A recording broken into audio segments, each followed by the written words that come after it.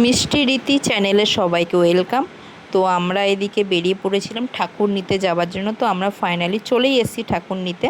Actually মিষ্টির বাড়িতে কালী পুজো, আমার বাড়িতেও কালী পুজো, কিন্তু সেরমভাবে না, মিষ্টির বাড়িতে মূর্তি এনে পুজো হয়, তার জন্য আমরা যাচ্ছিলাম। তো এদিকে প্রথমত ঠাকুর আমরা খুঁজে পাচ্ছিলাম না, তারপরে দেখো মিষ্টি খুঁজে পেয়েছে।